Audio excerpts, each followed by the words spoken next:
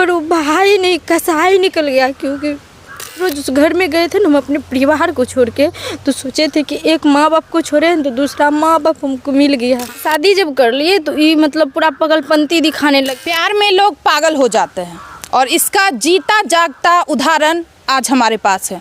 आपको बताना चाहेंगे ये जो लड़की आप हमारे सामने देख पा रहे हैं, ये परिवार के खिलाफ जा कर के, अपने माँ बाप के खिलाफ जा कर के अपने प्रेमी से शादी करती है।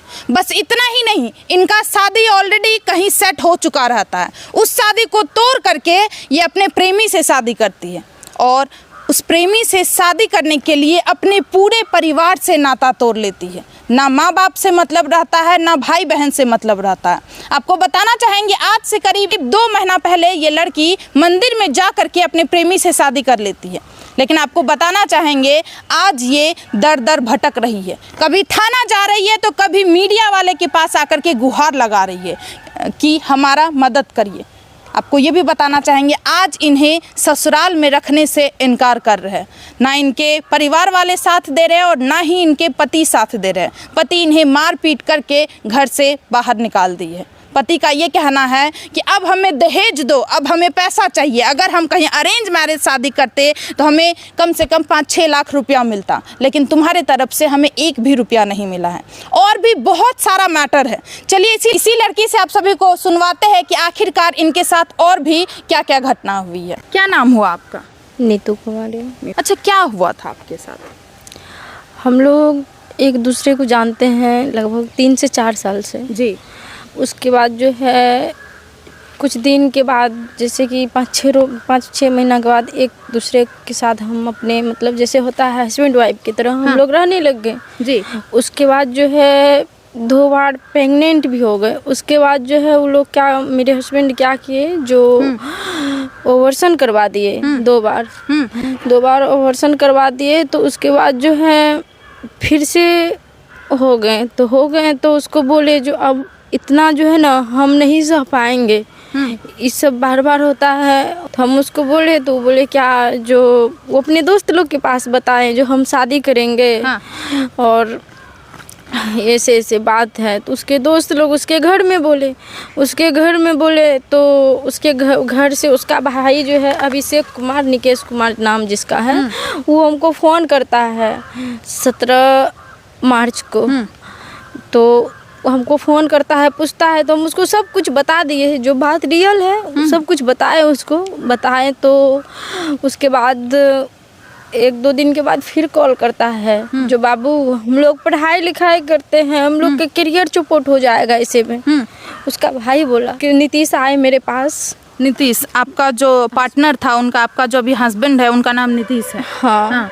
मेरे हस्बैंड आए मधेपुरा, वहाँ से हमको रिसीव किए, सहरसा ले गए, सहरसा से कटिहार ले गए। कटिहार में उसका भाई का दोस्त रहता है, उसके घर पे रात में रुके। उसके बाद अररिया लाए, अररिया हम और मेरे हस्बैंड दोनों आए उधर से, कटिहार से अररिया। मेरे हस्बैंड के घर से उसका भाई लोग मतलब पूरा परिवार अररिया गए थे हम लोग को रिसीव करने के लिए।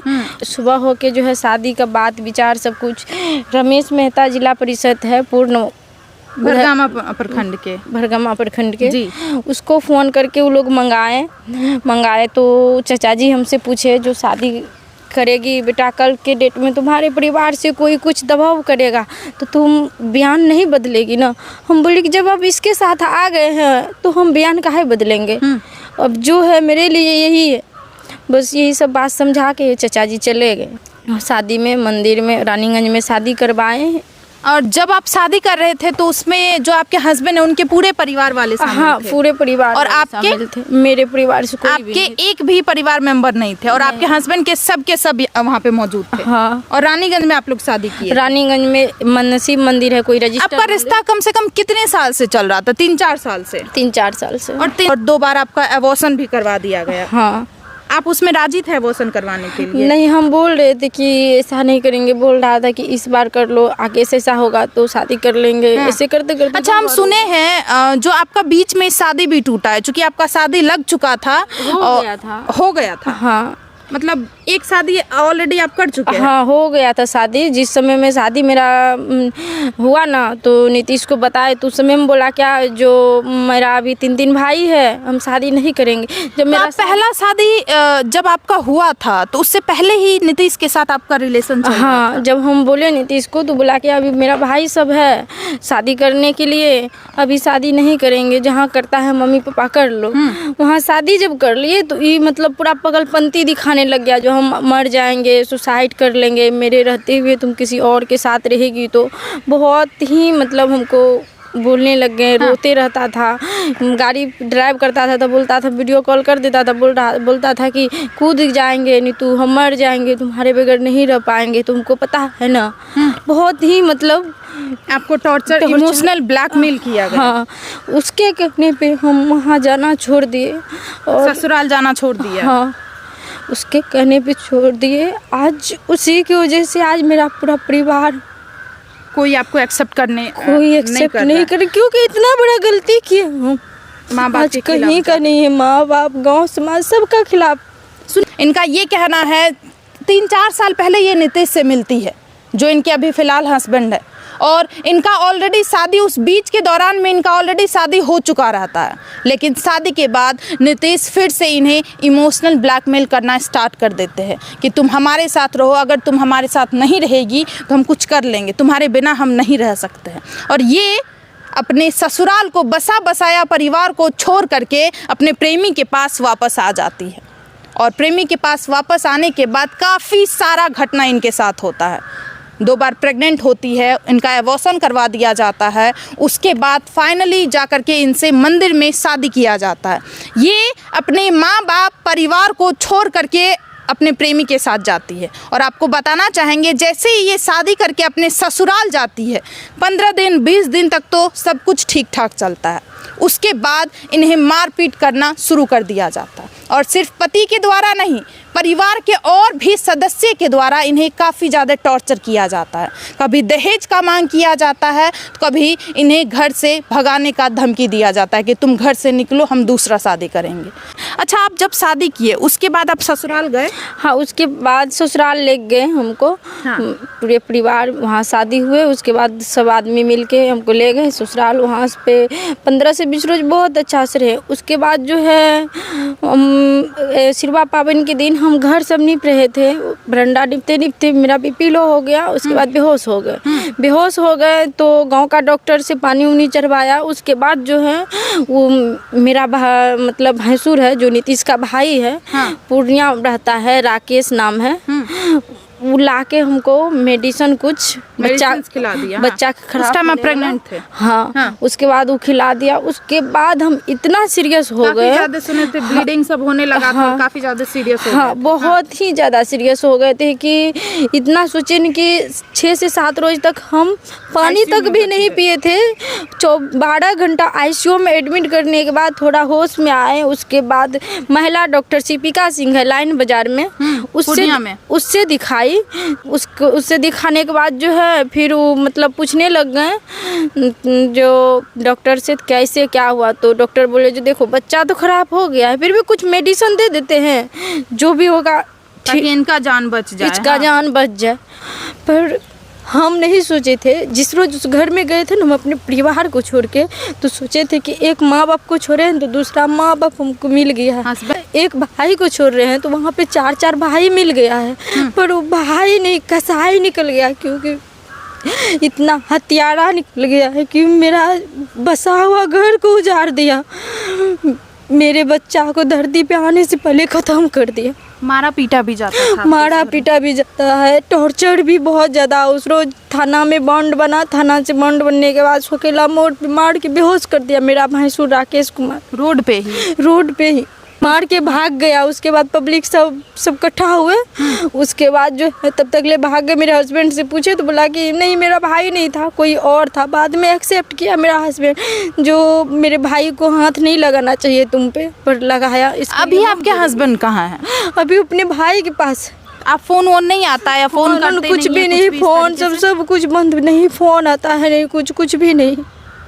मेरा भैंसुर जो है राजीव जो टीचर है और राकेश दोनों पूरे गाली गलौज करने लग गया। बहुत ही मतलब इतना रफ गाली देने लग गया जितना हम उसके बारे में सोचे भी नहीं थे। गाली गलौज करने लग गया ना तो हम उसको बोले भैया हम जो है ना आपको भैंसुर नहीं एक जो है ना भाई का दर्जा देते थे। हाँ। आप मेरे साथ ऐसे कैसे कर सकते हैं उसको बोले।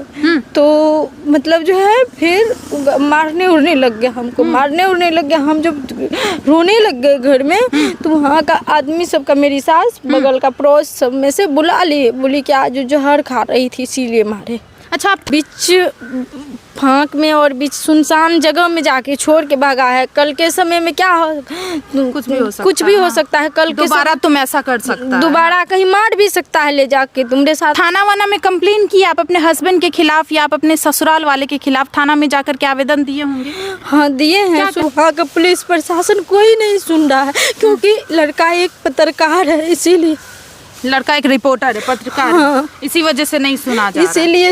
इसी वजह से नहीं सुनते हैं कोई। वहाँ का पुलिस प्रशासन कुछ भी नहीं, कोई रिस्पांस नहीं। अभी आप अपने हस्बैंड को फोन लगा रहे हैं या ससुराल वाले को फोन लगा रहे तो कोई फोन आपका पिक नहीं? कोई फोन नहीं, कोई रिस्पांस नहीं। ससुराल में फोन करते हैं तो बोलता है हमको कोई जरूरत मतलब नहीं है और हस्बैंड का फोन ऑफ है। अब देखिए इनके हस्बैंड आपको बताना चाहेंगे, इनके जो पति है वो डिजिटल मीडिया में काम करते हैं। वो एक रिपोर्टर है जो दूसरे के लिए आवाज़ उठाते हैं।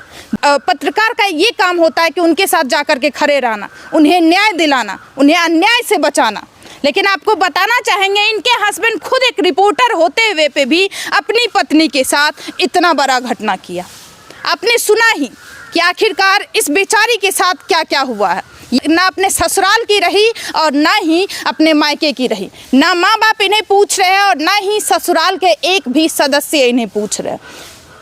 ससुराल में जब एक लड़की शादी करती है तो मोस्टली अपने पति के ऊपर डिपेंड होकर के उस घर में जाती है कि अगर हमारे पति अच्छे हैं तो हमें उस घर में बहुत ही अच्छे तरीके से रिस्पेक्ट मिलेगा, बहुत ही अच्छे तरीके से आदर मिलेगा। लेकिन इनके हस्बैंड ही बहुत ही घटिया इंसान निकलते हैं। इनके हस्बैंड खुद इनके ऊपर हाथ उठाते हैं और बीच खेत में जाकर के सुनसान इलाके में छोड़ देते हैं। उन्हें ये तक फ़र्क नहीं पड़ता है कि अकेली लड़की यहाँ से कहाँ जाएगी। अकेली लड़की के साथ क्या जाने कुछ गलत घटना भी हो सकता है। उन्हें कोई चीज़ का भी फ़र्क नहीं पड़ा। और आज जब ये फ़ोन लगाती है अपने पति को तो आज इनका फ़ोन नहीं उठाया जाता है। ये दर दर अभी भटक रही है, कभी पुलिस प्रशासन के पास, कभी मीडिया वाले के पास, लेकिन कहीं भी नहीं सुना जा रहा है। पुलिस प्रशासन अभी तक कुछ नहीं कर रहे हैं। ना उन्हें थाना बुलाया गया, ना ही उनसे पूछताछ की गई। अगर मोस्टली कोई लड़की ये वीडियो देख रही है तो आप सभी को क्या लगता है? प्लीज़ आप लोग भी अपना राय ज़रूर दें। मिलते हैं दूसरे वीडियो में। जय हिंद, जय भारत।